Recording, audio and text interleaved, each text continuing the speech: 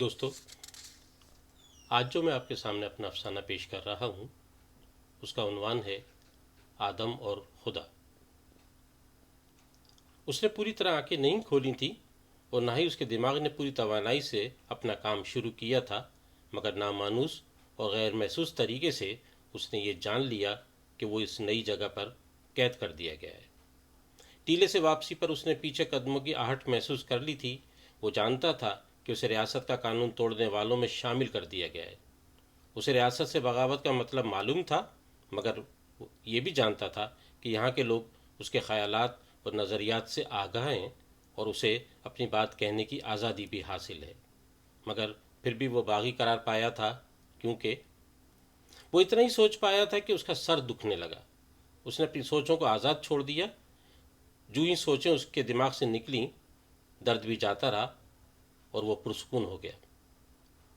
بے انت سوچوں سے جو ہی نجات ملی، اسے لگا کہ وہ جہاں لیٹا ہوا ہے وہ اینٹوں کا فرش نہیں ہے۔ یہ سوچتے ہی وہ چونک پڑا، یہ کیسے ہو سکتا ہے؟ اس کا جی چاہا کہ آنکھیں کھولے اور اپنے ارد گرد کا جائزہ لے، مگر اس کی حساس فطرت اشارہ کر رہی تھی کہ جب تک وہ آنکھیں بند کیے لیٹا ہے محفوظ ہے۔ جو ہی وہ آنکھیں کھولے گا اس کو دھچکا لگے گا، مگر آخر کب تک؟ اس نے سوچا، بھلا میں ایسے ہی کب تک آنکھیں بند کیے پڑا رہ سکتا ہوں؟ مجھے اٹھنا ہوگا، اپنے ارد گرد کا جائزہ لینا ہوگا۔ آخر میرے نیچے زمین چکنی اور سخت کیوں ہے؟ ہمارے قید خانوں کی زمین ایسی تو نہیں ہو سکتی۔ لیکن میں نے اپنی ریاست کے قید خانوں کو دیکھا ہی کب ہے؟ بلکہ کبھی ان رستوں سے بھی نہیں گزرا جہاں ریاست کا قید خانہ ہے۔ کیا ہماری ریاست کے حکمرانوں نے قید خانے کے فرش ٹھنڈے، چکنے اور سخت بنوائے ہیں تاکہ کھردری اینٹوں پر رہنے اور چلنے والوں کو دشواری پیش آئے اور جینا دوبھر ہو جائے؟ شاید یہ سزا کا ہی کوئی طریقہ ہے، مگر وہ اپنے خیال سے مطمئن نہیں تھا۔ اچانک اسے یاد آیا کہ وہ غیر محسوس طریقے سے ایک بار پھر سے سوچنے لگا تھا، مگر وہ خود ہی حیران بھی ہوا کہ اب اس کے سر میں کوئی بوجھل پن نہیں تھا۔ اس نے سکون کا سانس لیا، پھر اس نے آزاد کردہ سوچوں کو دوبارہ گرفت میں لانے کی کوشش کی، مگر ناکام رہا۔ بات ماضی سے حال کی طرف آ نکلی تھی۔ ٹیلے سے دھکا دیے جانے سے زیادہ اہم بات چکنے فرش کی تھی، جو کہ پوری ریاست میں کہیں نہیں تھا۔ کہیں مجھے زندگی سے آزاد تو نہیں کر دیا گیا؟ اس نے سوچا، مگر پھر خود ہی اس خیال کو مسترد کر دیا۔ اگر ایسا ہوتا تو اس کی قبر بھی پختہ اینٹوں کی ہوتی اور اس کا فرش بھی انہی اینٹوں کا بنا ہوا ہوتا، مگر کھردرا، سخت اور بے آرام، جبکہ یہاں کیفیت بہت مختلف تھی۔ اسے بچپن سے یہ بتایا گیا تھا کہ بے آرام اور کھردرے فرش پر رہنے سے انسان زندگی کی تکالیف کو برداشت کرنے کا عادی ہو جاتا ہے، ورنہ اینٹوں کو چکنا کرنے والے ہاتھ اور پتھریلے اوزار دونوں موجود تھے۔ اسے اپنی اور بستی کے لوگوں کی ذہانت اور صلاحیت پر پیار آیا۔ وہ ان کے بارے میں سوچنے لگا۔ سوچتے سوچتے غنودگی طاری ہونے لگی۔ اس نے خود کو جگائے رکھنے کی کوشش کی، مگر بند آنکھوں کی ہمراہی میں خود کو جگائے رکھنا مشکل ہوتا ہے۔ تب اس نے آنکھیں کھولنے کا ایک بار پھر ارادہ کیا۔ تم ایک اجنبی دنیا میں ہو، اسے اپنے اندر سے کسی آواز نے یاد دلایا، مگر اسے لگا کہ آنکھیں کھول کر باہر کی دنیا کا سامنا کرنے کے سوا کوئی چارہ بھی نہیں ہے۔ تب اس نے اپنی آنکھیں کھول دی۔ تیز روشندار اور چمک اس کی منتظر تھی۔ اس نے گھبرا کر فوراً آنکھیں بند کر لیں۔ اس کے جسم کے رگ و پے میں ٹھنڈی لہر دوڑ گئی، رونگٹے کھڑے ہو گئے۔ ایسا لگا جیسے سرد ہوا کا جھونکا اس کے بدن میں سرایت کر گیا ہو۔ وہ حیران تھا، میں نے کیا دیکھا ہے؟ ایک دوسرے میں پیوست ہوتی ہوئی چمکیلی کرنیں؟ شاید نہیں۔ ایک دوسرے کو کاٹتے ہوئے چمکیلے گولے، یا ایک سے دوسری میں گم ہوتی روشنی، یا پھر ہزاروں ٹکڑوں میں بٹی ہوئی میری زندگی، میرا جسم۔ وہ یہ سوچتے ہوئے الجھ گیا۔ اسے یاد آیا کہ صرف ایک معمولی ساتھ کے لیے کھلنے والی آنکھ یہ سب کیسے دیکھ سکتی ہے؟ سوئی ہوئی آنکھیں اور مردہ ہو جانے والے کان بیدار ہونے اور مقررہ رفتار پر واپس لوٹنے میں چند گھڑیاں صرف کرتے ہیں، تب کہیں جا کر زندگی اپنی ترتیب میں ایک بار پھر شروع ہوتی ہے۔ مگر ابھی جو اس نے تیز رفتار سے دوڑتی ساعت کے ایک معمولی حصے میں دیکھا، وہ اس کی الجھنوں کو بڑھاوا دینے کے لیے کافی تھا۔ اس کے رونگٹے اب تک کھڑے ہوئے تھے اور بدن میں ٹھنڈک کا احساس بھی ہنوز باقی تھا۔ تم ایک اجنبی دنیا میں ہو، اسے ایک بار پھر اپنے وجود کی پکار سنائی دی۔ اس کا گمان تھوڑا تھوڑا یقین میں بدلنے لگا۔ وہ واقعی کسی اجنبی دنیا میں ہے، ایسی دنیا جس کا اسے کوئی تجربہ نہیں۔ تجربہ تو زندگی کی بصیرت عطا کرتا ہے، اور وہ تجربے سے محروم ہے، تو کیا وہ بصیرت سے بھی محروم ہے؟ ہو سکتا ہے، مگر وہ زندگی سے محروم نہیں ہو سکتا۔ یہ تمانیت اسے آنکھیں کھولنے کے ارادے اور عمل سے حاصل ہو گئی تھی کہ وہ زندہ ہے، اور ٹھنڈ اور چکنا فرش کسی قبر کا نہیں ہے۔ اس نے سکون کا سانس لیا۔ بستی کے اونچے ٹیلے سے دھکا دینے والے اسے مارنے میں ناکام رہے ہیں، یہ سوچ کر خوشی کی ایک لہر اس کے پورے وجود میں دوڑ گئی۔ اس طرح رونگٹوں اور بدن کا تناؤ کم ہونے لگا۔ وجود میں اتر آنے والی سرد ہوا کا جھونکا بھی آہستہ آہستہ گم ہو گیا۔ اس نے لیٹے لیٹے یوں ہی گہری سانس لی جیسے وہ سمندر کی تہہ میں اترنے جا رہا ہو، اور پھر آنکھیں کھول دیں۔ وہ دائیں سے بائیں طرف کی جھکی ہوئی آئینہ نما دیوار کے سائے میں لیٹا ہوا تھا۔ دیوار کی انتہا دکھائی نہیں دے رہی تھی۔ آئینہ نما دیوار جھکی ہوئی حالت میں بہت دور تلک جا رہی تھی۔ اس نے اپنی آنکھوں کے دیدوں کو دائیں سمت میں جنبش دی۔ اسے اپنا فرش پر پڑا ہوا وجود دکھائی دیا، برہنہ بے لباس وجود۔ وہ چونکا، آنکھوں کو ادھر سے ادھر جنبش دی، مگر وہاں کوئی نہیں تھا۔ شیشے کا فرش دور دور تک خالی تھا۔ وہ فوراً اٹھ بیٹھا۔ آئینے میں دکھائی دینے والا وجود بھی اٹھ بیٹھا، مگر ترچھے زاویے کی وجہ سے اٹھ بیٹھنے کے عمل سے سر چکرا گیا۔ اس نے لمحہ بھر کو آنکھیں بند کرنے کی کوشش کی، مگر پپوٹے نے بند ہونے سے انکار کر دیا۔ اس نے دوبارہ کوشش کی، مگر ناکام رہا۔ وہ پریشان ہو گیا۔ وہ ذرا دیر کے لیے اپنے ارد گرد کی اجنبی اور حیرت زدہ کر دینے والی فضا کو فراموش کر بیٹھا۔ اس کی آنکھیں بند نہیں ہو رہی تھیں۔ یہ کیسے ہو سکتا ہے؟ اس نے سوچا، ابھی تو میں نے چند ساتھ پہلے آنکھیں بند کی تھیں، تب سب کچھ درست تھا، مگر اب کچھ غیر معمولی سا ہو رہا ہے۔ بار بار کوشش کے باوجود اسے یقین آ گیا کہ اس کا اپنے وجود پر پہلے جیسا اختیار نہیں ہے۔ تو کیا میں کسی دوسری طاقت کے زیر اثر ہوں؟ اسے خیال سوجا، شاید۔ یہ سوچتے ہوئے اسے جھرجھری سی آ گئی۔ اس نے بے بسی سے اپنے سر کو جھکا دیا۔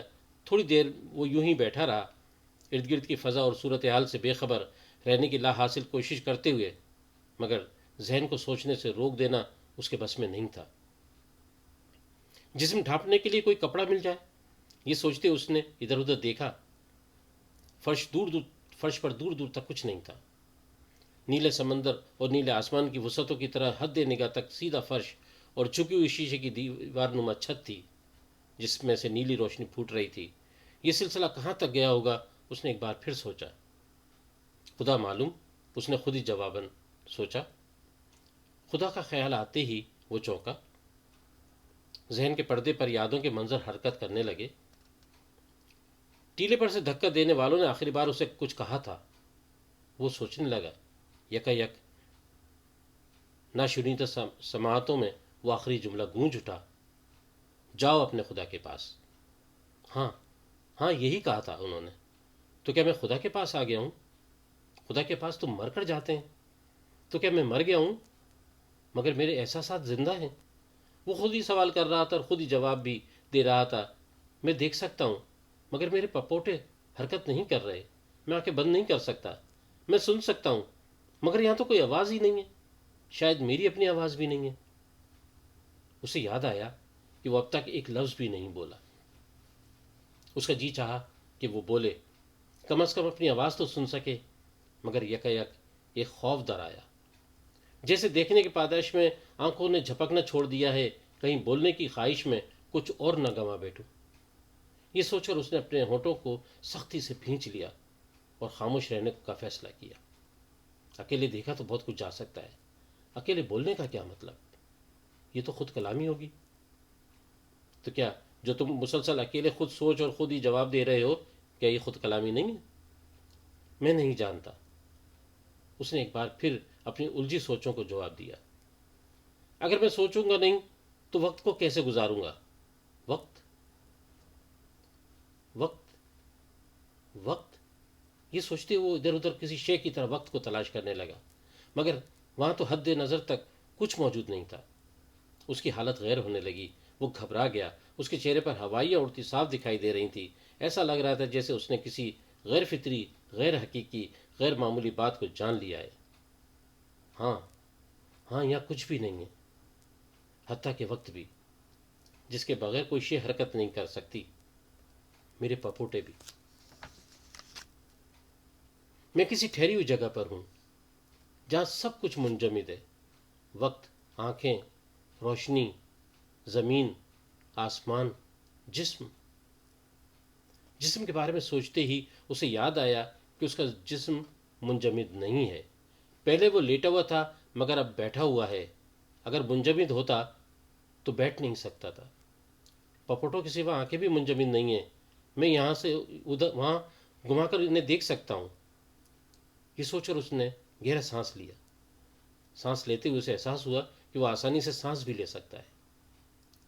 یہاں ہوا موجود ہے، اور اگر ہوا موجود ہے تو وقت بھی موجود ہوگا، اور اگر ہوا، وقت، روشنی، زندگی سب کچھ موجود ہے تو پھر میرے علاوہ اور بھی کچھ موجود ہوگا۔ جس طرح میں بہت کچھ چیزوں کو موجود ہونے کے باوجود محسوس نہیں کر رہا ہوں، وہ ابھی شاید میرے احساسات سے ماورا ہیں۔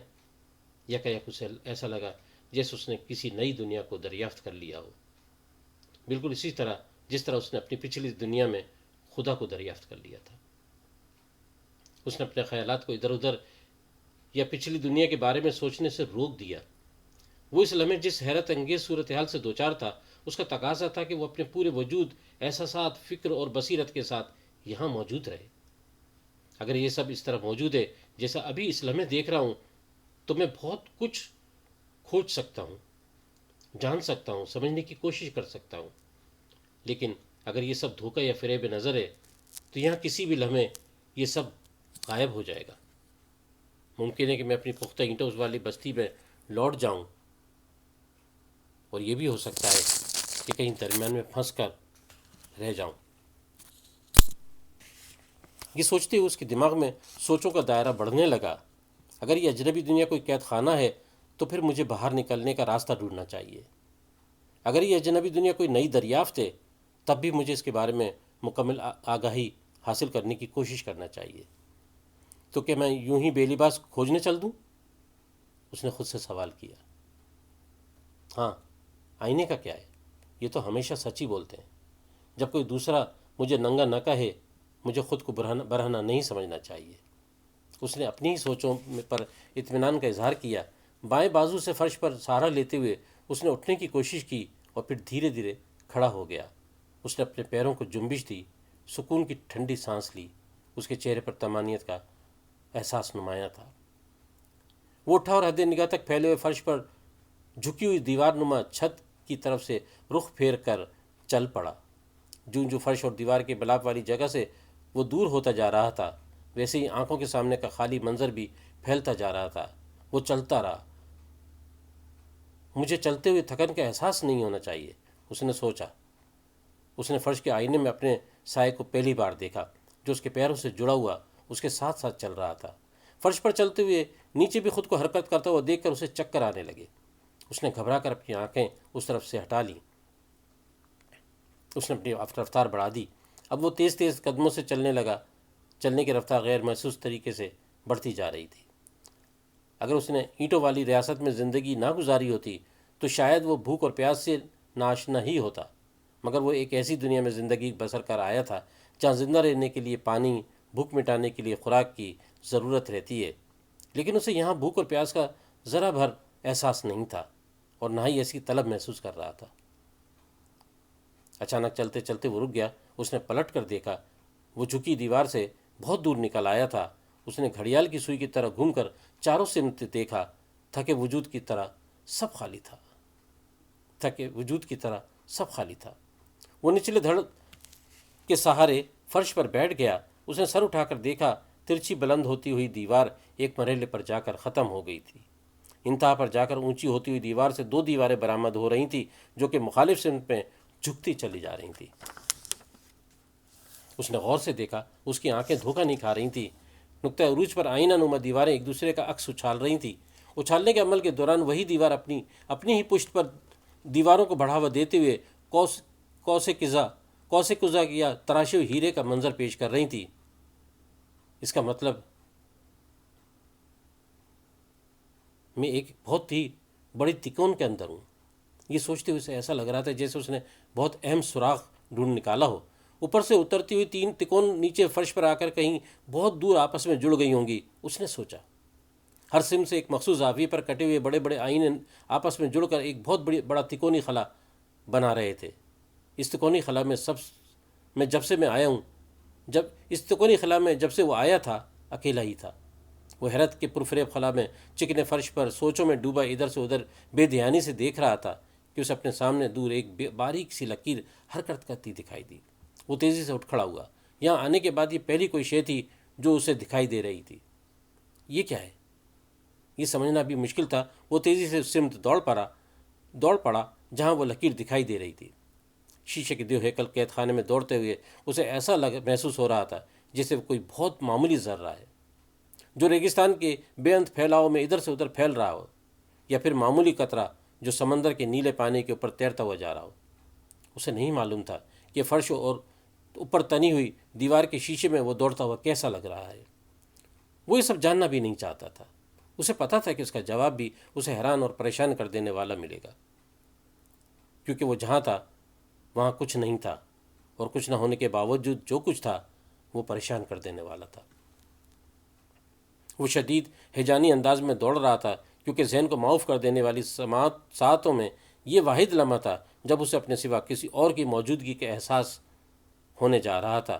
مگر تیز رفتاری کے باوجود فاصلہ ہنوز ویسا ہی تھا۔ دکھائی دینے والی شے کا حجم اتنا ہی تھا جتنا اس نے پہلے لمحے دیکھا تھا۔ اس نے اپنی رفتار بڑھانے کی کوشش کی، مگر اس کے ننگے پیر فرش پر پھسلتے ہوئے محسوس ہوئے، اور پھر یکا ایسا لگا جیسے تکون گھومنے لگا ہو۔ اس کا سر چکرانے لگا، شیشے کی دیوار ایک دوسرے کے اوپر گرنے لگیں، فرش سمندر کے پانی پر تیرتے تختے کی طرح ہچکولے کھانے لگا۔ اس نے ہاتھ آگے بڑھا کر سہارا لینے کی کوشش کی، مگر اس کے ہاتھ خلا میں تیرتے رہ گئے۔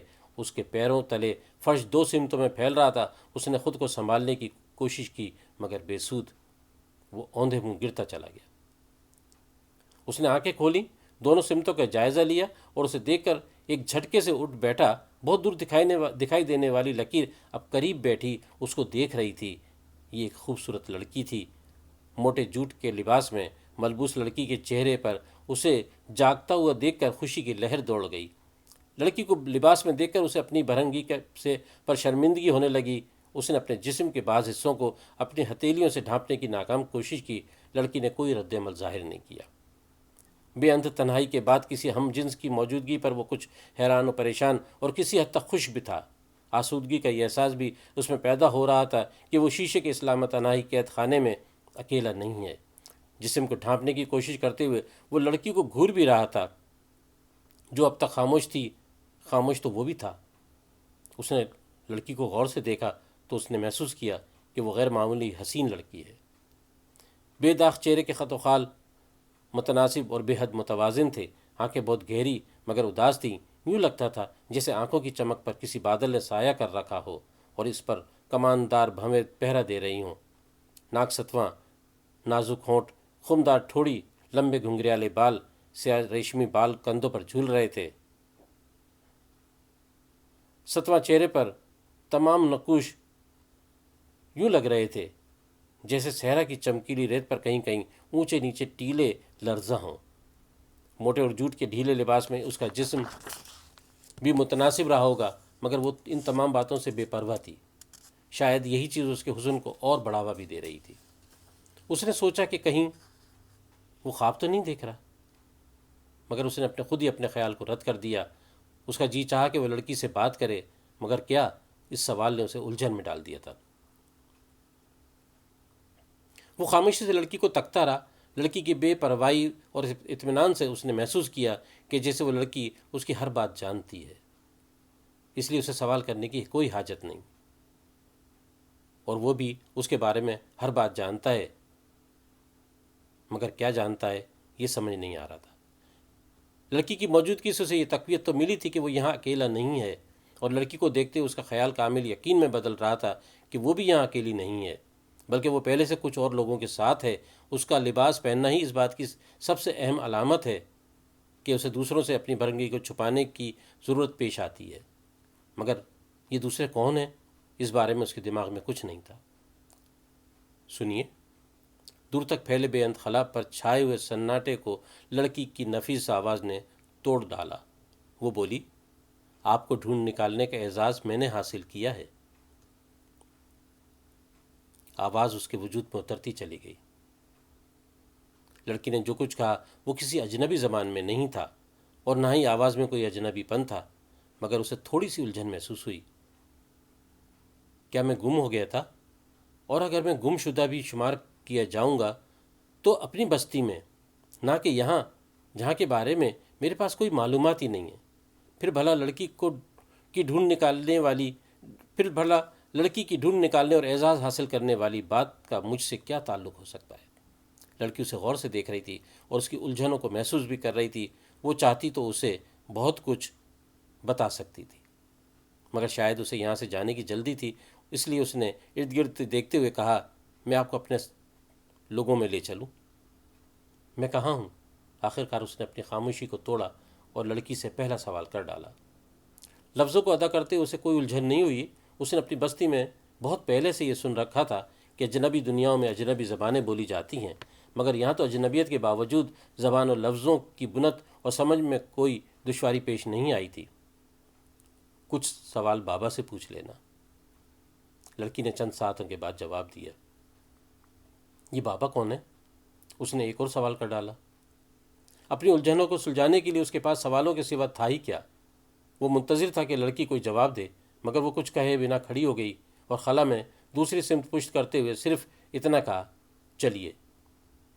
زمین پر بیٹھے ہوئے اس نے گردن اٹھا کر لڑکی کی طرف دیکھا اور اس کے سامنے دراز کا لڑکی کا عقبی سراپا تھا۔ جوٹ کا موٹا لباس اس کے بدن پر تھا جس کی بناوٹ میں کوئی ہنرمندی نہ تھی۔ اس کی اپنی بستی کی عورتیں اس سے بہتر لباس پہنتی تھیں۔ اسے اپنی تہذیب پر فخر محسوس ہوا، جہاں صرف لباس ہی نہیں بلکہ زندگی گزارنے کے سارے طور طریقوں میں مسلسل تبدیل ہونے اور آگے بڑھنے کا عمل نہایت رواں اور مضبوطی کے ساتھ موجود تھا۔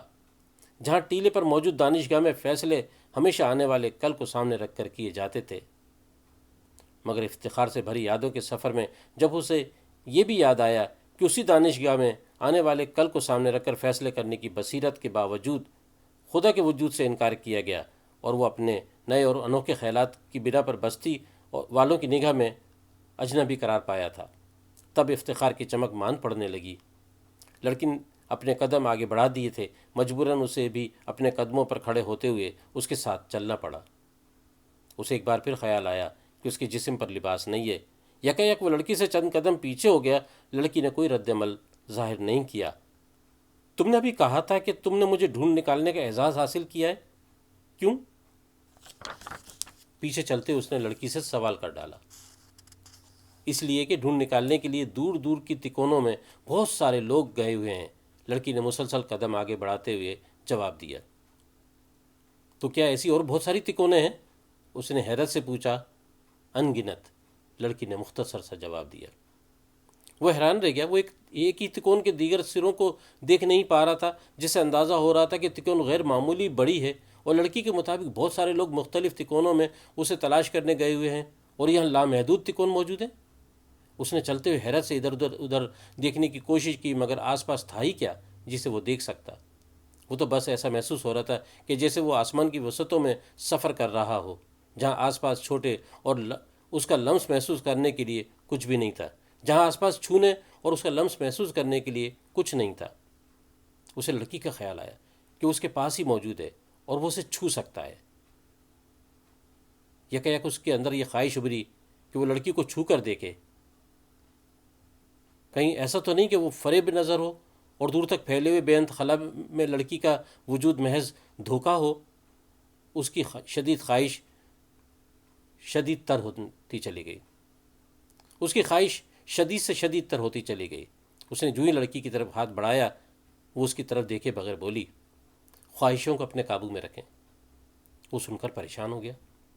کیا لڑکی انکہی جاننے یا لوگوں کے اندر جھانکنے کی صلاحیت رکھتی ہے؟ اگر ایسا ہے تو وہ یہ بھی جانتی ہوگی کہ میں کون ہوں، کہاں سے آیا ہوں۔ یہ بات تو لڑکی بتا چکی ہے کہ وہ اسے ڈھونڈنے نکلی ہے۔ اس کا مطلب میرے بارے میں اسے کچھ نہ کچھ ضرور معلوم ہے۔ وہ یہ سوچتے ہوئے اس کے پیچھے چلتا رہا۔ قدم بہت تیز اٹھ رہے تھے یا پھر زمین پر شیشے کا فرش تیزی سے پیچھے کی طرف پھسل رہا تھا، کچھ سمجھ میں نہیں آ رہا تھا۔ آخرکار چلتے چلتے اسے لگا جیسے تکون کی دو دیواریں اب قریب آتی جا رہی ہیں۔ یہ ترچھی دیواروں کے قریب آنے کا زاویہ بھی ترچھا ہی تھا، لہٰذا ان کے قریب آنے سے ایک عجیب سا احساس بھی پیدا ہو رہا تھا۔ ایسا محسوس ہو رہا تھا جیسے ڈھلکتا ہوا شیشے کا آدھا بکس اس کے اوپر گرنے والا ہو، مگر وہ چلنے سے گریز نہیں کر سکتا تھا، خواہ دیواروں کے گرنے کا احساس کتنا ہی یقینی ہو۔ اسے لڑکی کے معیت میں آگے بڑھنا ہی تھا، اپنی قسمت جاننے کے لیے اسے قدم آگے بڑھانا ہی تھے۔ وہ چنانچہ آگے کی سمت بڑھتا چلا گیا۔ پھر اسے لگا کہ وہ فرش اور جھکی ہوئی دیوار کے جوڑ کے بالکل نزدیک آ گیا ہے، یا پھر وہ خود ہی اس کی طرف بڑھ آئی ہے۔ اب اسے آئینہ نما دیوار میں اپنا سراپا بھی دکھائی دے رہا تھا، مگر یکا یک وہ خود کو دیکھ کر حیران رہ گیا، کیونکہ وہ وہاں پر بے لباس نہیں تھا۔ اس نے بھی لڑکی کی طرح ڈھیلا ڈھالا موٹا خاکستری لباس پہن رکھا تھا، مگر جو ہی اسے شیشے سے نظر اٹھا کر خود کو دیکھا تو وہ اسے لباس کہیں نہیں دکھائی نہیں دیا۔ وہ حیران رہ گیا، یہ کیسے ممکن ہے؟ حیرت میں اس کے قدم بھی رک گئے تھے۔ وہ پریشان ہو گیا، آئینہ اسے برہنہ نہیں دکھا رہا تھا۔ اسے یاد آیا کہ لڑکی سے ملاقات سے قبل یہی آئینہ اسے برہنہ دکھا رہا تھا، اور وہ واقعی برہنہ بھی تھا، مگر اب حقیقتاً برہنہ ہونے کے باوجود آئینے کی نظر میں وہ برہنہ نہیں تھا۔ وہ اس انہونی کو سلجھا نہیں پا رہا تھا۔ اس نے لڑکی کی طرف دیکھا جو کہ اسے بہت آگے جا کر رک گئی تھی اور پلٹ کر اسی کی طرف دیکھ رہی تھی۔ وہ دوڑتا ہوا لڑکی کے نزدیک پہنچا۔ آئینے میں خود کو دیکھ کر جس حیرت میں آپ مبتلا ہیں، وہ حیرت ہماری زندگی کا بھی حصہ ہے۔ میں جب خود کو دیکھتی ہوں تو بے لباس ہی دیکھتی ہوں، مگر میں دوسروں کی نگاہ میں بے لباس نہیں ہوں۔ اسی طرح آپ بھی میری نظر میں بے لباس نہیں ہیں۔ آئینہ بھی ہمیں دوسروں کے سامنے برہنہ نہیں دکھاتا۔ ہاں، جب ہم تنہا ہوتے ہیں تو آئینہ بھی ہمیں ویسے ہی دکھاتا ہے جیسے ہم ہیں۔ لڑکی نے اسے دیکھتے ہی پوری تفصیل بتاتے ہوئے اس کی الجھن دور کر دی، مگر وہ تو کچھ زیادہ ہی الجھا ہوا تھا۔ وہ بولا، پہلے تم مجھے بتاؤ کہ بغیر سوال سنے تم سب کچھ جان کیسے لیتی ہو؟ ہم سب ایک نازک احساس سے جڑے ہوئے ہیں، لڑکی نے مختصر سا جواب دیا۔ پھر تم جو سوچ رہی ہو وہ مجھے کیوں معلوم نہیں؟ اس نے ایک اور سوال کر ڈالا۔ شاید اس لیے کہ آپ ابھی بابا سے نہیں ملے اور نہ ہی قبیلے کا حصہ بنے ہیں، لڑکی نے جواب دیا۔ لڑکی چلتے چلتے رک گئی۔ وہ جہاں رکی وہاں شیشے نما دیوار میں ایک بند دریچہ تھا، ایک ایسا دریچہ جس کی چوکھٹ اور پلڑے کسی چمکدار دھات کے بنے ہوئے تھے۔ یہاں کوئی کنڈی یا تالا نہیں تھا، مگر صاف محسوس ہو رہا تھا کہ انہیں کھولنا آسان نہ ہوگا۔ نہ لڑکی نے اسے کھولنے کی کوشش کی اور نہ وہ دریچے کی طرف بڑھی، بلکہ وہ دیوار کے ساتھ ساتھ اپنے قدم بڑھانے لگی۔ وہ بھی اس کے پیچھے چل دیا۔ ایک بار پھر دیوار خود بخود دور ہونے لگی۔ وہ سمجھ گیا کہ دیوار کا یہ کونا در حقیقت آگے کی طرف نکلا ہوا تھا، اور دریچے کی بناوٹ کے فوراً بعد وہ پیچھے کی جانب ایک بار پھر گھوم رہا تھا۔ اسے اندازہ لگانے میں دیر نہیں لگی کہ وہ تکون کے ایسے کونے کی طرف آ گئے تھے جو دو دیواروں کو ایک ساتھ ملاتے ہوئے اپنے مستقل زاویے پر لوٹ رہا ہے، اور اب دریچے کو پار کرتے ہوئے وہ کسی دوسری تکون میں داخل ہو گئے تھے۔ دونوں قدم بقدم شیشے پر آگے بڑھ رہے تھے۔ دیوار جس طرح قریب آئی تھی اسی طرح دور ہوتی جا رہی تھی۔ یکا یک لڑکی کے سامنے کوئی آ گیا۔ وہ چلتے چلتے رک گئی۔ سینکڑوں باریک شیشوں کی چھلوں سے بنی لمبی لاٹھی کا سہارا لیتے ہوئے وہ بوڑھا اچانک ان کے دونوں کے سامنے آ گیا تھا۔ عمیق تجربوں سے روشن اور برسوں کی ریاضت سے معمور آنکھیں، حوادث زمانہ اور بصیرت کے بوجھ سے دبے کاندھے، بزرگی کے احساس سے جھکی خمیدہ کمر اور ہونٹوں پر کسی دیرینہ خواہش کی تکمیل شدہ مسکراہٹ لیے وہ بوڑھا اسی کو دیکھ رہا تھا۔ پھر وہ بولا، مجھے پتا تھا کہ آپ ضرور مل جائیں گے۔ کیا آپ مجھے جانتے ہیں؟ اس نے سوال کر ڈالا۔ مجھ سے زیادہ آپ کو کون جان سکتا ہے؟ بوڑھے نے مسکراتے ہوئے جواب دیا، لیکن آپ مجھے نہیں پہچان پا رہے ہیں۔ ہم پہلے کبھی ملے ہیں؟ اس نے حیرت سے کہا۔ آپ کو جب ٹیلے سے دھکا دیا گیا میں ماں کی کوکھ میں تھا۔ بوڑھے کے چہرے پر اب بھی مسکراہٹ تھی۔ کیا مطلب؟ وہ حیرت سے بولا، آپ کون ہیں؟ میں آپ کا بیٹا ہوں، بوڑھے نے اپنی معنی خیز مسکراہٹ میں کہا۔ میں پاگل ہو جاؤں گا، اس نے سر کو دونوں ہاتھوں سے بھینچتے ہوئے کہا۔ کہاں ہوں؟ مجھے سمجھ میں نہیں آتا۔ عظیم الشان دیو ہیکل تکونوں اور شیشے کی ان دیواروں والے غیر معمولی دنیا میں سب کچھ عجیب و غریب اور حیرت انگیز ہے۔ شیشے کبھی مجھے ویسے دکھائی دیتے ہیں جیسا میں ہوں، اور کبھی ویسا جیسا میں خود کو دیکھنا چاہتا ہوں۔ میں کھردری اینٹوں والی سرزمین کا باشندہ ہوں۔ شیشے کے چکنے فرش پر چلنے کی مجھے عادت نہیں ہے۔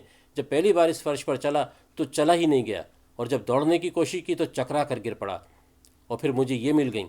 اس نے لڑکی کی طرف اشارہ کرتے ہوئے مزید کہا، ان کے گیان اور سمجھ نے تو اور مجھے حیران کر دیا، جو مجھے اب آپ پاگل کر دینا چاہتے ہیں۔ آپ میرے ساتھ آئیے، بوڑھے نے مسکراتے ہوئے کہا، اور مڑ کر دوسری سمت چلنے لگا۔ وہ اور لڑکی بھی بوڑھے کے پیچھے چل پڑے۔ چلتے چلتے ایسی جگہ پہنچ گئے جہاں بہت سارے لوگ موجود تھے۔ کچھ لوگ مختلف کاموں میں مصروف تھے، کچھ ان کی طرف دیکھ رہے تھے۔ جو ان کے قریب تھے انہوں نے جھک کر تعظیم دی اور پھر اپنے رستوں پر ہو لیے۔ تینوں چلتے ہوئے ایک بڑے شیشے کے اہرام نما گھر کے قریب پہنچ گئے۔ لڑکی نے آگے بڑھ کر دروازہ کھولا اور پھر وہ اندر داخل ہو گئے۔ وہ حیرت سے چاروں طرف دیکھ رہا تھا۔ اندر سے باہر کا سارا منظر دکھائی دے رہا تھا۔ یہ محسوس ہی نہیں ہو رہا تھا کہ وہ شیشے کی دیواروں والے کسی گھر میں ہوں۔ اسے یہ اندازہ ہو گیا تھا کہ یہاں طلسمات کا بے انت سلسلہ ہے، جسے سمجھنے کے لیے کسی لمبی مدت درکار ہے۔ بوڑھے نے لڑکی کی طرف اشارہ کیا۔ اس نے آگے بڑھ کر آنے والے کو کرسی پیش کی۔ وہ بیٹھ گیا۔ یہ پہلی چیز تھی جسے اس نے یہاں آنے کے بعد چھوا تھا۔ اب تک اسے کوئی چیز ایسی نہیں ملی تھی جسے وہ دیکھ یا چھو سکتا۔ مجھے آپ الجھنوں سے نکالیے، اس نے بیٹھتے ہی سوال کر ڈالا۔ آپ تو خود بہت کچھ جانتے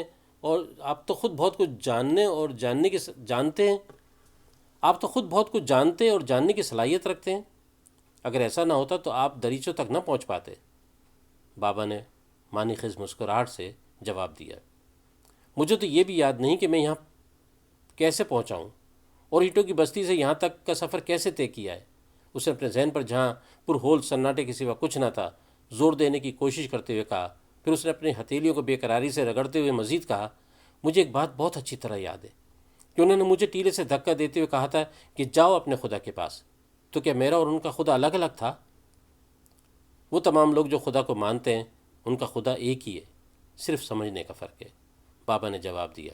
دنیا میں صرف دو طرح کے لوگ ہیں، ایک وہ جو خدا کو مانتے ہیں اور دوسرے وہ جو اس کے ہونے سے انکار کرتے ہیں۔ آپ نہ ماننے والوں کے درمیان اکیلے ماننے والے تھے، اسی لیے سزاوار ٹھہرے تھے، مگر بعد میں آپ کے نقش قدم پر بہت سارے لوگ چلے اور اب تک چل رہے ہیں۔ آپ یہ سب کیسے جانتے ہیں؟ اس نے بوڑھے سے سوال کر ڈالا۔ آپ بھول گئے، میں نے بتایا تھا کہ میں آپ کا بیٹا ہوں، بوڑھے نے جواب دیا۔ تو وہ ایک بار پھر چونکا۔ ناممکن، اس نے انکار کر دیا۔ بظاہر ناممکن، مگر سچ یہی ہے۔ آپ جب زمین سے جدا ہوئے تو میں ماں کی کوکھ میں تھا۔ آپ کے اور میرے درمیان میں جو فرق ہے وہ وقت کا ہے۔ آپ زمین سے جوں جوں دور ہوتے چلے گئے، وقت کے دائرے سے باہر نکلتے چلے گئے، جبکہ میں اپنے وقت پر پیدا ہوا، اپنے وقت کے ساتھ ساتھ بڑا ہوا، علم حاصل کیا، سماجی رشتوں کو نبھایا، طاقت اور اقتدار حاصل کیا، نسل میں اضافہ کیا، اور پھر اپنی ذمہ داریاں اپنے بچوں کو منتقل کیں۔ جس لڑکی سے آپ ملے ہیں وہ میرے پوتے کی بھی نواسی ہے، یعنی آپ کی چھٹی نسل، جو بظاہر آپ کے برابر دکھائی دیتی ہے، مگر اس کی اور آپ کی پیدائش میں صدی سے زیادہ کا فاصلہ ہے۔ وقت تو زمین کے ساتھ جڑا ہوا ہے جس کی مٹی سے آپ بنے اور جہاں آپ کو واپس جانا ہے، کیونکہ یہی مقدر ہے۔ مگر میرے مقدر میں تو موت لکھی گئی، گہری کھائی میں گر کر ریزہ ریزہ ہو کر بکھر جانے والی موت۔ اس نے اپنی سوئی ہوئی یادوں کو بیدار کرنے کی کوشش کی۔ ہم اپنے گمان میں کئی بار مرتے ہیں، مگر حقیقت میں نہیں مرتے، اور جب حقیقت میں مرتے ہیں تو ہمیں اس کا گمان بھی نہیں ہوتا۔ زندگی میں ایسا ہی ہوتا رہتا ہے، بوڑھے نے ایک لمحہ توقف کے بعد کہا۔ ہم باپ اور بیٹے اپنی عمروں کے فرق کے ساتھ حقیقت اور گمان کی بہترین مثال ہیں۔ میرا ذہن اب بھی آپ کو بیٹے کے طور پر قبول کرنے کے لیے تیار نہیں ہے، اس نے بے بسی سے کہا۔ وقت کے دائرے سے باہر آپ کے ماضی اور مستقبل نے اپنا وجود کھو دیا ہے۔ اگر آپ صرف حال میں موجود ہیں، اور وہ بھی صرف اس یاد کے سہارے جس کی وجہ سے آپ ٹیلے سے دھکا دے کر زمین سے جدا کیے گئے تھے۔ میرا اپنا خیال ہے کہ خدا کی تلاش نے آپ کو زندہ رکھا ہوا ہے، بوڑھے نے جواب دیا۔ وہ خاموشی سے بوڑھے کو بولتا ہوا دیکھ اور سن رہا تھا۔ اس نے بوڑھے کے خط و خال میں خود کو تلاش کرنے کی کوشش کی، مگر وہاں امتداد زمانہ نے نقوش بہت تبدیل کر دیے تھے۔ ہو سکتا ہے کہ بوڑھا اپنی جوانی میں اس کے جیسا رہا ہو۔ اس نے اپنا بڑھاپا دیکھا ہی کب تھا جو کہ وہ اس بوڑھے کے نقوش سے ملا پاتا؟ اسے تو اپنا بچپن بھی صحیح طرح سے یاد نہیں تھا۔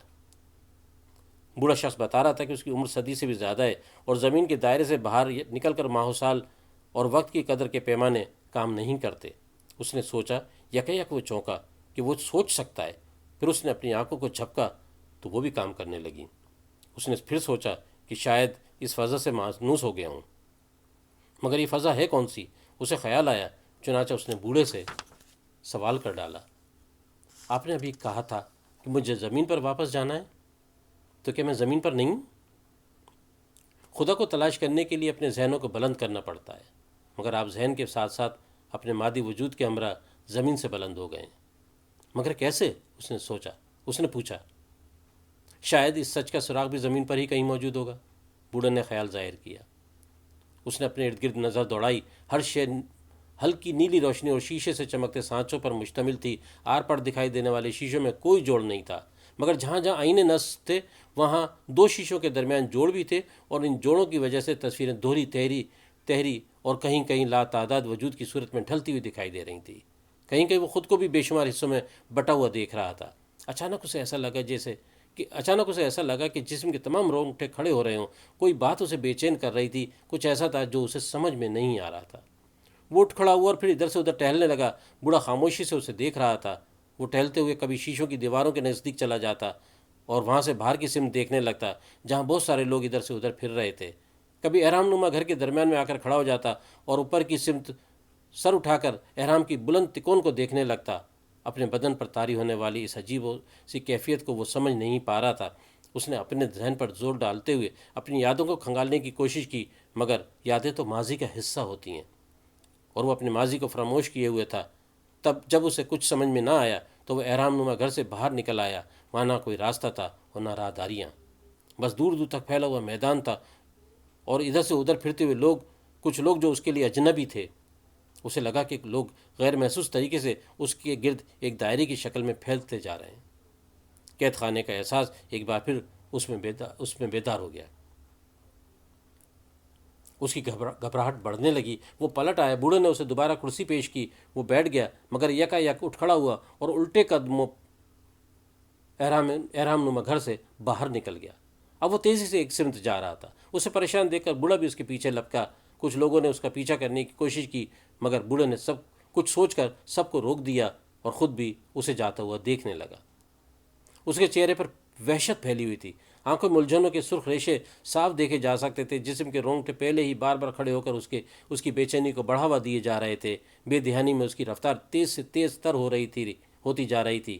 دور دور تک پھیلے چکنے آئینے نما خالی فرش پر چلتے ہوئے اسے اندازہ نہیں تھا کہ وہ صحیح سمت میں بھی جا رہا ہے یا نہیں، مگر جس خیال نے اس کے وجود میں کھلبلی مچا رکھی تھی پورا نہ ہو پایا تو یک وہ رک گیا اور یوں پلٹا جیسے کوئی اس کے ساتھ ساتھ چلتا آیا ہو، اور بولا، ان دریچوں کے پار؟ وہ کہتے کہتے رک گیا اور چاروں سمت دور دور تک دیکھنے لگا۔ وہ اکیلا تھا، اس کے سوال کا جواب دینے والا وہاں کوئی نہیں تھا۔ وہ اپنی بے دہانی میں یہی سمجھ رہا تھا کہ شاید بوڑھا بابا اس کے ساتھ ساتھ چلا آیا ہے، مگر اسے وہاں نہ پا کر اس پر مایوسی طاری ہونے لگی۔ اس نے گہری سانس لی اور دور کی مسافت کے بعد والی تھکن کو ساتھ لیے فرش پر بیٹھتا چلا گیا۔ اس کا وہ سوال ادھورا رہ گیا تھا جس کے جواب کی طلب نے اسے بے چین کر رکھا تھا۔ یقیناً یہ دریچے اپنے اندر بہت سی معنویت رکھتے ہیں۔ ان کے پیچھے ضرور وہ کچھ پوشیدہ ہے جسے جاننے کی خواہش ہر انسان کو ہو سکتی ہے۔ وہ تو یوں بھی کچھ انجانے سوالوں کے حتمی جوابوں کی تلاش میں صدیوں سے ادھر ادھر بھٹک رہا ہے۔ زاویہ در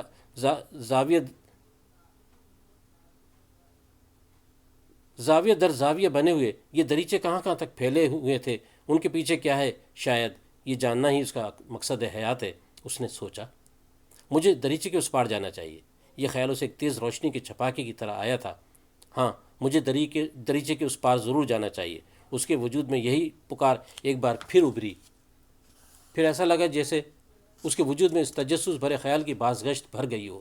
تب اسے گھبراہٹ ہونے لگی۔ اس نے آس پاس دیکھا، اسے لڑکی آتی ہوئی دکھائی دی، وہ اسی کی سمت آ رہی تھی۔ وہ کھڑا ہو گیا۔ چند ساعتوں کے بعد لڑکی اس کے نزدیک پہنچ چکی تھی۔ آپ کیوں بھٹک رہے ہیں؟ وہ بولی۔ تمہیں وہ دریچہ یاد ہے جہاں سے ہم گزرے تھے؟ اس نے لڑکی سے سوال کر ڈالا۔ آپ اس کے پار جانا چاہتے ہیں؟ لڑکی نے جواب دیا۔ اسے یاد آیا کہ لڑکی کچھ سنے بغیر بہت کچھ جان لیتی ہے۔ وہ اس کے احساسات کو سمجھ چکی تھی۔ اب وہ پہلے کی طرح حیران نہیں ہوا۔ وہ بولا، شاید میری تلاش وہاں جا کر ختم ہو جائے۔ بابا آپ کو یہاں سے واپس لے جانا چاہتے ہیں تاکہ آپ کی زندگی کا سفر تمام ہو اور آپ مزید آگے بڑھنے کی خواہش مند ہیں۔ کیا تم مجھے وہاں تک پہنچانے میں میری مدد کرو گی؟ اس نے لڑکی سے پوچھا تو وہ بولی، یہ بابا کی مرضی کے خلاف ہوگا، مگر میں انہیں منا لوں گی۔ یہ کہتے ہوئے وہ آگے بڑھی، وہ بھی اس کے پیچھے چل پڑا۔ دور تک پھیلے ہوئے بے نشان خلا کے باوجود لڑکی کو سمتوں کا اندازہ تھا، کیونکہ وہ کچھ ہی دیر میں ایک تکون کے سامنے پہنچ گئے جہاں اونچائی پر بنا ہوا دریچہ دور سے صاف دکھائی دے رہا تھا۔ وہ تیز قدموں سے دوڑنے لگا۔ لڑکی اپنے مخصوص چال سے آگے بڑھ رہی تھی، مگر وہ بھاگے چلا جا رہا تھا۔ ایسا لگتا تھا کہ جیسے وہ دریچہ اسے اپنی طرف کھینچ رہا ہو۔ جو دریچہ قریب آ رہا تھا، دریچے کا حجم بڑھتا چلا جا رہا تھا، اور دوسری طرف اس کا اضطراب بھی۔ یکایک اسے لگا کہ اس کے ذہن کے بند دروازوں پر یاد نے دستک دی ہے۔ اس کے سامنے ٹیلے پر بنا ایک بہت بڑا ہال نما کمرہ تھا جہاں اور بہت سارے لوگوں کے درمیان وہ خود بھی موجود تھا۔ تم پر یہ بستی جتنا بھی فخر کرے کم ہے۔ مجھ پر اس بستی کے رہنے والوں کے بہت احسانات ہیں۔ بستی کے رہنے والے خود تمہارے احسان مند ہیں۔ بھربھری مٹی کو سخت اور مضبوط اینٹ میں بدلنے کا تمہارا لازوال ہنر اس بستی کے چپے چپے پر نمایاں ہے۔ ہمیں وہ دن بھی یاد ہے جب تم نے کہا تھا کہ تم ایسی دھات بنانے والے ہو جس میں لوگ اپنا عکس ایسے دیکھ سکیں گے جیسے کوئی پانی کی جھیل میں خود کو دیکھتا ہے۔ مگر مجھے آج آپ سے ایک اعتراف کرنا ہے۔ وہ کیا؟ کھردری اینٹوں کو چکنا بنانے کی مشقت کے دوران مجھے یہ خیال سوجا تھا کہ شاید میں ایسی دھات بنانے میں کامیاب ہو جاؤں گا جو انتہائی چکنی اور پانی کی طرح شفاف ہوگی، اور جس میں ہمیں اپنا عکس دکھائی دے گا۔ پھر کیا ہو گیا؟ کیا تم ایسا کرنے سے گریز کر رہے ہو؟ کوئی میرے خوابوں میں آ کر مجھے ایسا کرنے سے روکتا ہے، مجھے منع کرتا ہے۔ کون؟ شاید کوئی انتہائی بزرگ۔ کہیں تم سابقہ بزرگوں کی طرح الہام کا دعویٰ تو نہیں کر رہے ہو؟ مجھے اپنے کمزور اور گناہ گار ہونے کا احساس ہے۔ لوگ اگر اعتبار کر لیں تو یہی کمزوری طاقت بن جاتی ہے، اور گناہ ہونے کا احساس بھی جاتا رہتا ہے۔ شاید تمہیں یہ معلوم نہیں کہ ہم اس سچائی سے آگاہ ہیں کہ تم نے وہ چیز بنا لی تھی، مگر ہمیں دکھانے سے پہلے ہی تم نے اسے آگ میں پگھلا کر ضائع کر دیا۔ کیوں کیا تم نے ایسا؟ جناب یہ جھوٹ ہے۔ میں خدا کی قسم کھاتا ہوں کہ وہ چیز مکمل نہیں بنی تھی۔ تم ہمارے خداؤں کی قسم کھاؤ۔ تم ہمارے خداؤں کی قسم کھاؤ۔ میرا جس خدا پر یقین ہے، میں اس خدا کی قسم کھاتا ہوں جسے تم نے دیکھا نہیں، اس پر یقین کرتے ہو۔ جنہیں میں دیکھتا ہوں وہ میری دسترس میں، اور جو میری دسترس میں وہ میرا خدا کیسے ہو سکتا ہے؟ تم ریاست کے قانون سے غداری کر رہے ہو۔ ریاست کو میرے ایمان سے سروکار نہیں ہونا چاہیے۔ ریاست میرے بارے میں صرف یہ دیکھے کہ میں اس کے لیے بہتر کام کر رہا ہوں یا نہیں۔ شفاف فرش پر دریچے کی سمت دوڑتے ہوئے اسے وہ سب کچھ یاد آتا جا رہا تھا جب وہ اپنی بستی میں ٹیلے پر بنے ہوئے بڑے سے ہال میں ریاست کے سربراہ کے سامنے اپنی سوچ اور فکر کا اظہار کر رہا تھا۔ وہ جانتا تھا کہ اس کے خیالات انوکھے اور ناقابل قبول ہیں، مگر وہ یہ بھی جانتا تھا کہ دریچوں سے ہوا کو آنے سے اب کوئی روک نہیں سکتا۔ سربراہ نے اس پر الزام لگایا تھا کہ وہ اس حد تک درست تھا۔ سربراہ نے اس پر جو الزام لگایا تھا وہ اس حد تک درست تھا کہ اپنا ہی عکس دکھانے والی دھات بنانے کے تجربے کے دوران اس نے یہ اندازہ لگا لیا تھا کہ خود کو ویسا ہی دیکھنا جیسا کہ وہ ہے کتنا مشکل ہوتا ہے۔ اس سچ کو قبول کرنے کے لیے لوگوں کو ایک لمبی ریاضت سے گزرنا ہوگا۔ شاید وہ وقت ابھی نہیں آیا، اس لیے اس نے اپنے تجربے کو ادھورا چھوڑ کر اس کے تمام نشانات اور امکانات کو مٹا ڈالا۔ اس نے بھربھری مٹی کو پکا کر اینٹ بنانے کا فن ایجاد کیا تھا، اور یہاں کے لوگوں کو اس کے انوکھے فن پر فخر بھی بہت تھا، مگر اسے یہ بھی معلوم تھا کہ اپنا ہی عکس دکھانے والی دھات اینٹ کی ضد ہے، اور یکسر مختلف بھی۔ کہیں ایسا نہیں ہو کہ اینٹ کی ایجاد پر فخر سے کاندھوں پر بٹھانے والے لوگ دھات میں اپنا اصل چہرہ دیکھنے پر اس کے خلاف ہو جائیں۔ مگر ریاست کے سربراہ کے سامنے پیش ہو کر اسے اندازہ ہو گیا کہ اسے یہ اس بات پسند نہیں آئی ہے۔ اسے دریچہ جتنا قریب محسوس ہوا تھا وہ اتنا قریب نہیں تھا۔ دوڑتے اس کے پیر دکھنے لگے، اس کے دماغ میں ہلچل مچی ہوئی تھی۔ اسے وہ ساری باتیں یاد آ رہی تھیں جنہیں وہ ایک طویل مدت سے بھلائے ہوئے تھا، مگر ان تمام بھولی ہوئی باتوں کو یاد کرتے ہوئے اس کا اضطراب کم ہونے کے بجائے بڑھتا چلا جا رہا تھا۔ ترچھے جھکے شیشوں کی ایک دوسرے کو کاٹتی اور تکون بناتی دیوار قریب آ رہی تھی، دیواروں اور فرش میں اسے اپنا بے قراری اور دوڑتا ہوا عکس بھی دکھائی دے رہا تھا، تب اسے یاد آیا کہ اس نے جس دھات کو ایجاد کرنے سے گریز کیا تھا، یہ شیشے اس تجربے کے غیر معمولی مماثل ہیں۔ اس خیال نے اسے چونکا دیا۔ جو ہی ذہن کے پردے پر اس بات نے یقین کا اشارہ دیا، اس کے قدم یک رک گئے۔ اسے لگا جیسے کسی نے اس کے دماغ میں چھپے کسی راز کا پردہ چاک کر دیا ہو، یا پھر اس کے راز کو چرا کر اسے حقیقت کے قالب میں ڈھال دیا ہے۔ اس نے بے اختیار چاروں طرف گھوم کر اپنے ارد گرد ترچھی جھکتی بہت اونچائی پر جا کر ایک دوسرے میں پیوست ہونے والی چکنی اور عکس لوٹاتی دیواروں کو دیکھا۔ ہاں، یہ وہی ہے، اس کے منہ سے بے اختیار نکلا۔ کس نے بنایا اسے؟ اس نے خود سے سوال کیا، مگر اس کے الجھے سوالوں کے جواب دینے والا کوئی نہیں تھا۔ انسانی ہاتھ ایسی تنی ہوئی دیوار کو نہیں بنا سکتے، اس نے خود ہی جواب دیا، مگر پھر خود ہی ایک اور سوال کا ڈالا، پھر کون خلق کر سکتا ہے؟ کیا خدا؟ شاید۔ وہ اب تک بے یقینی کے حصار میں قید تھا۔ اس نے گہری سانس لی۔ اسے اچانک احساس ہوا کہ اس کے تمام اعضاء صحیح حالت میں کام کر رہے ہیں۔ اسے یہ سوچ کر طمانینت کا احساس ہوا۔ تکون کی وہ دو دیواروں کے جوڑوں کے درمیان بنا ہوا دریچہ اس کے سامنے تھا۔ اسے نہ جانے کیوں یقین تھا کہ اس بند دریچے کے پیچھے اس کے سوالوں کے سارے جواب موجود ہیں۔ شاید دوسری طرف خدا بھی موجود ہو۔ بستی کے ٹیلے سے دھکا دیے جانے والے اس لمحے سے اب تک اس کی سوچوں اور پورے وجود کو مضطرب کیے رکھنے والا سوال ایک بار پھر ابھر آیا۔ اسے جھرجھری آ گئی۔ خوف کی اچانک در آنے والی لہر نے اس کے پورے بدن کو جھنجھوڑ کر رکھ دیا۔ یک اس کا جی چاہا کہ وہ اسی وقت یہاں سے واپس لوٹ جائے۔ اسے پلٹنے میں عافیت محسوس ہوئی۔ وہ جو ہی پلٹا تو اسے اپنے پیچھے لڑکی کو کھڑا ہوا پایا۔ وہ چونکا۔ لڑکی نے اسے کپاتے ہوئے دیکھ کر پریشان ہو گئی۔ میں واپس جانا چاہتا ہوں، وہ بولا۔ کیوں؟ لڑکی نے سوال کیا۔ منزل کے اتنا قریب آ کر آپ ناکام لوٹنا چاہتے ہیں؟ مجھے ڈر لگ رہا ہے۔ صرف چند قدم آگے بڑھنے کی ہمت کرنا ہوگی۔ میں تمہاری باتوں میں نہیں آؤں گا، وہ بولا۔ وہ تم ہی تھیں جس نے آدم کو جنت سے نکلوایا تھا۔ آدم جس مٹی سے بنے تھے وہ جنت کے لیے تھی ہی نہیں۔ خدا کو اسے صحیح جگہ پہنچانے کے لیے ایک بہانہ درکار تھا۔ وہ بہانہ ایک عورت نے فراہم کر دیا۔ آج حقیقت تلاش کرنے کے لیے آپ کو مدد کی ضرورت تھی، وہ میں نے کر دی۔ بس اگر پہلی عورت قصوروار تھی تو میں بھی یہ الزام اپنے سر لینے کے لیے بخوشی تیار ہوں۔ یہ کہتے ہوئے لڑکی نے اس کا ہاتھ پکڑا اور اپنے قدم دریچے کی طرف بڑھا دیے۔ لڑکی تقریباً اسے کھینچتے ہوئے لے جا رہی تھی اور وہ اس کا ساتھ دینے پر مجبور تھا۔ جو اس نے قدم اٹھائے، خیالات کے جھکڑ بھی اس کے ساتھ ساتھ چلنا شروع ہو گئے۔ اسے پورا یقین تھا کہ لوگ اس کی حمایت میں ضرور بولیں گے، مگر جب فیصلہ سنایا جا رہا تھا تب شور اس قدر بلند تھا کہ جاننا ناممکن ہو گیا کہ لوگ فیصلے کے حق میں نعرے بلند کر رہے ہیں یا اس کی حمایت میں۔ اسے اپنی بیوی کے ہونے والے بچے کا خیال آیا۔ اسے اپنی بیوی اور ہونے والے بچے کا خیال آیا۔ ایک ہمدرد نے سرگوشی میں اسے پہلے ہی بتا دیا تھا کہ تمہاری حاملہ بیوی کو قید کر دیا گیا ہے۔ یک محافظوں کے ایک دستے نے اسے گھیر لیا اور بازوؤں سے پکڑ کر اسے گھسیٹتے اونچی چھت والے کشادہ کمرے سے باہر لے گئے۔ اس کی آنکھوں کے گرد اندھیرا چھا گیا تھا۔ دماغ میں شور کی آوازوں کے باوجود خوف کا سناٹا پھیلا ہوا تھا۔ محافظ اسے بے دردی سے گھسیٹ رہے تھے۔ اسی کھینچا تانی میں اس کا لباس تار تار ہو چکا تھا۔ وہ تقریباً برہنہ تھا۔ برہنگی کے احساس ہوتے ہی اس میں یک طاقت اود آئی۔ اس نے محافظوں کو زور سے دھکا دے دیا اور جلدی سے چھیتڑے ہوتے ہوئے لباس سے خود کو ڈھانپنے کی ناکام کوشش کی۔